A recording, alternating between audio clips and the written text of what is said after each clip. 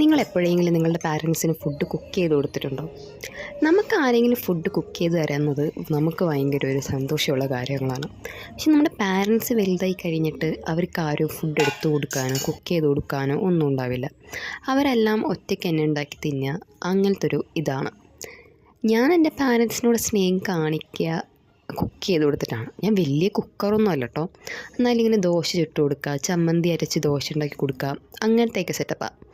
അപ്പോൾ എനിക്ക് പറ്റുമ്പോഴൊക്കെ ഞാൻ മമ്മിക്കും പപ്പയ്ക്കും ഒക്കെ ഫുഡ് എടുത്തു കൊടുക്കും. ഉച്ചയ്ക്ക് ചോറ് എടുത്തു കൊടുക്കും. ഇപ്പോൾ ഈ കറിയൊന്നും ഇല്ലെങ്കിൽ ഞാൻ കറിയില്ല എന്ന് പറഞ്ഞ് വെറുതെ ഒന്നും ഇരിക്കില്ല. എനിക്ക് പറ്റുന്ന രീതിയിൽ എന്തെങ്കിലുമൊക്കെ സെറ്റ് ചെയ്യും. എനിക്കിങ്ങനെ വലിയ ഗ്രേവി കറി ചാറ് കറിയൊന്നും ഉണ്ടാക്കാറില്ല. വലിയ ഡ്രൈ ആയിട്ട് എന്തെങ്കിലുമൊക്കെ ഞാൻ ഉണ്ടാക്കും. ഞാൻ ഫസ്റ്റ് ചോറ് വെക്കാൻ പഠിക്കുന്നത് തന്നെ അപ്രതീക്ഷിതമായിട്ടാണ്. എന്താണെന്ന് വെച്ച് കഴിഞ്ഞാൽ എന്നെ ഒരു കാര്യത്തിലും എൻ്റെ പാരൻസ് ഫോഴ്സ് ചെയ്യില്ല. നമ്മൾ എപ്പോഴാണ് ഒറ്റയ്ക്ക് ചെയ്യാൻ പ്രാപ്തരാകുന്നത് അപ്പം നമ്മളെ കൊണ്ട് അത് ചെയ്യിപ്പിക്കും. ഞാൻ ഫസ്റ്റ് ചോറ് വെക്കാൻ പഠിച്ചത് എങ്ങനെയാണെന്ന് വെച്ച് കഴിഞ്ഞാൽ, ഒരു ദിവസം മമ്മി സ്കൂളിൽ പോകുമ്പോൾ ചോറുണ്ടോ എന്ന് ചോദിച്ചു കലത്തിൽ. ഞാൻ നോക്കാനുള്ള മടിക്കുണ്ടെന്ന് പറഞ്ഞു. ഉച്ചയ്ക്ക് ഞാൻ ചോറ് കഴിക്കാൻ എടുത്തപ്പോഴാണ് ചോറില്ല എന്ന് മനസ്സിലായത്.